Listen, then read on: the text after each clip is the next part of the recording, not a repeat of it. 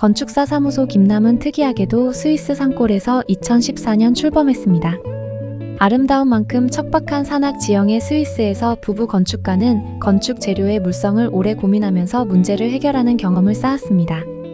그리고 이번에는 한국의 청풍호반에서 건축주의 희망사항을 아주 독창적으로 해결해내 주목받고 있습니다.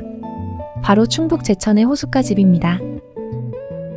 아름다운 청풍호반에 자리 잡은 이 집의 첫째 외모 특징은 집을 뺑 둘러 철제 프레임이 설치돼 있다는 것입니다. 이어 둘째, 집 주변으로 돌데크가 둘러져 있고, 셋째, 독특한 스테인리스 홈통 형태의 처마가 호수 쪽 통창 위에 쳐져 있습니다. 그리고 마지막으로 외벽이 돌과 나무 투톤으로 구성됐습니다. 이 네 가지 차이가 이 집을 다른 단독주택과 어떻게 차별화하는지 하나씩 살펴보겠습니다. 첫째, 이 집의 철제 프레임은 지붕으로부터 2에서 3m 폭으로 뻗어나옵니다. 그리고 프레임 위에는 동서남북 방향별로 각기 다른 구조물이 얹혀져 있습니다. 청풍호수를 바라보는 남쪽 통창 위의 프레임에는 이 집 특유의 이중 루버 거터가 설치돼 있습니다. 빗물과 햇볕을 부분 차단하면서도 호수와 하늘 경치는 차단하지 않습니다. 동쪽과 북쪽 프레임 위에는 비와 햇볕을 완전 차단하는 스테인리스판이 설치됐습니다. 대문 쪽인 서쪽으로는 프레임이 더 길게 뻗어져 나와 주차장 지붕이 되어줍니다. 덕분에 근사한 주차 공간이 생겼습니다. 자연 이 외부 공간이 어떨 때는 되게 통제하기 좀 힘들고 프레임만 있어도 뭐 하나 걸칠 수만 있어도 그 순간 되게 쉬워질 수 있다고 생각을 했거든요. 그래서 꼭 이 루버를 전체적으로 다 덮지 않더라도 이 프레임만 있어도 이게 뭔가 시작이 되겠구나. 그래서 여기서 많이 시작이 된 것 같긴 해요. 여기서 뻗어나가서 주차장도 만들어지고, 여기서 뻗어나가서 계단 내려가는 곳은 또 비 안 맞게 덮여져 있다거나, 또 저희가 설계를 좀 많이 하면서 여기 주변을 돌아다녀 보면 시골집에 그 렉산 캐노피가 안 붙어 있는 집이 없는 거예요. 그래서 저희가 생각을 잘못 건 아니구나, 이게 많이 필요한가 보다 시골집에, 좀 그런 생각도 했던 기억이 나는. 햇볕 또는 빗물 차단을 위한 렉산 캐노피는 완공 뒤 추가로 설치되는 게 보통이지만 청풍 호숫가 집에는 아예 처음부터 설치됐습니다.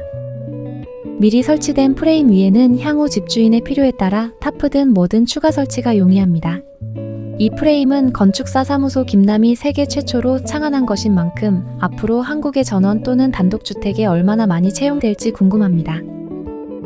두 번째 창안은 집을 둘러싼 석재 데크입니다. 집 주인이 마당 생활을 강조한 만큼 실내와 실내를 연결하는 소통 공간으로 만든 게 집을 2에서 3m 폭으로 둘러싼 데크입니다.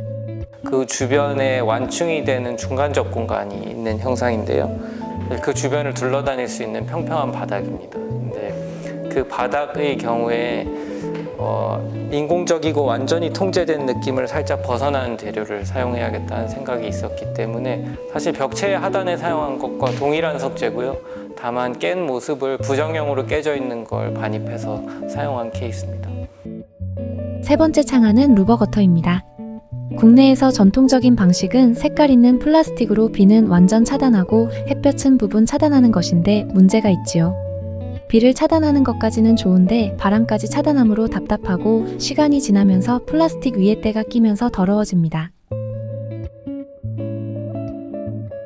루버는 창문의 블라인드처럼 좁고 긴 판을 말하며, 거터는 빗물이 내려가는 홈통을 말합니다. 그래서 루버 거터는 햇볕을 차단하는 블라인드 역할과 빗물을 내려보내는 홈통 역할을 동시에 해냅니다. 건축사 사무소 김남은 깔끔한 스테인리스 재질의 홈통을 프레임에 혹겹 또는 두 겹 얹어놓는 창안으로 이 문제를 해결했습니다. 햇볕과 비를 부분적으로 차단하면서도 시야까지 차단하지는 않고 공기 소통은 자유로워 시원함을 유지하는 방식입니다. 루버 거터를 한 겹으로 설치하면 비와 햇볕을 부분 차단하고 겹으로 설치하면 비와 햇볕을 더욱 많이 차단할 수 있습니다. 한 겹으로 된 부분도 있고 두 겹으로 된 부분도 있는데요. 한 겹으로 된 부분은 당연히 빗물을 절반 이상 흘려보낼 수밖에 없고, 두 겹으로 된 부분은 빗물을 대부분 다 막아줄 수 있는 구조를 가지고 있습니다. 마지막으로 이 집의 외모에서 특징적인 것은 위아래가 다른 투톤 처리가 돼 있다는 것입니다. 외벽이 부분적으로 위쪽은 나무, 아래쪽은 석재입니다.